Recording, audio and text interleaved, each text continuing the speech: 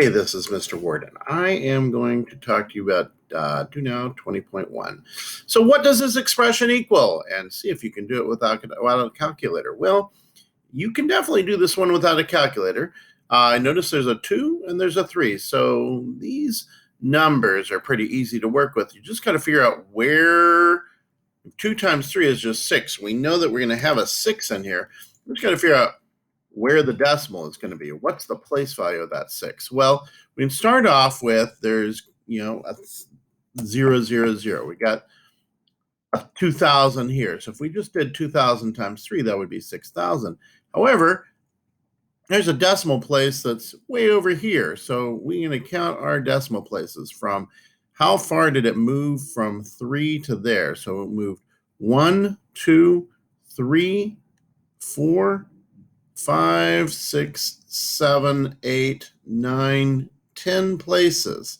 Now, a very common mistake here is just to count the zeros. There's 9 zeros, but the decimal actually moved 10 places because it's, for a 3, it would be here, and it moves to here, so that's 10 places. So what we need to do is remove some zeros, so move the decimal 1, 2, 3, and then it would be here. Okay, that would be, let me do that again. So if we remove 3 decimals, we're here with a decimal place, but we actually need to move this way. So that would be 4. Okay, so there's to 4. And then we need to put some more decimal spaces in here, 5, 6, 7, 8, 9, 10. And now that decimal is 1, 2, 3, 4, 5, 6, 7 places over. So that's our answer, 0.000006, which is 6 10 millionths. All right, so what does this expression equal? See if you can do that one without a calculator. So in this case, the very simple thing you can do is we can break up the multiplication into 2 times 3. Okay, so 2 times 3. And then we can group the 2 and the 3. We call these coefficients, by the way, in scientific notation. So we can group the coefficients.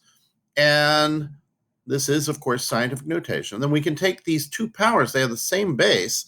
So that's 10 to the 3 plus negative 10, which I'm going to say minus 10.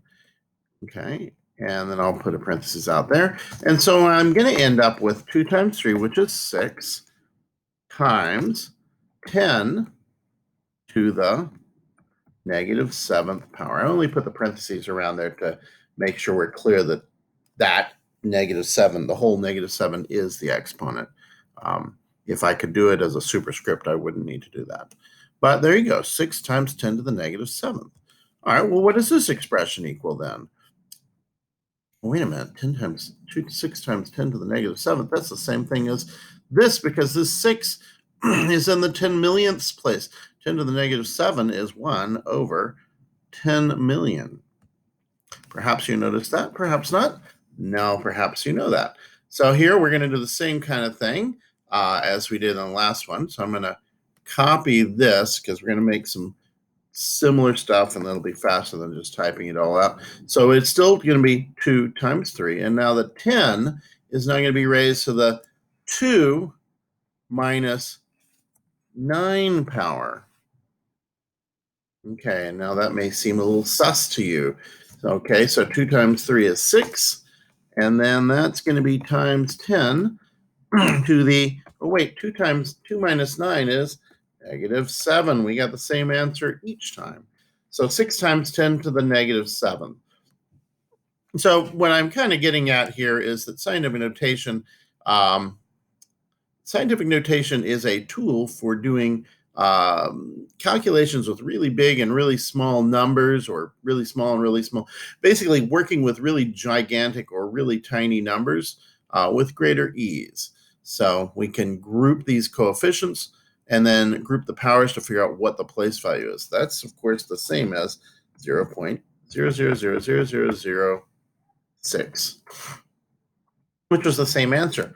All the answers were the same. The combination of place value, the products, was just moved around to get the same thing. All right, so there are different ways you could answer that, but that's basically the deal.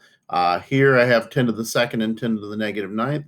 Before I had 10 to the third and 10 to the negative 10th, and both of those lead to 10 to the seventh, and this one just hides that in the numbers.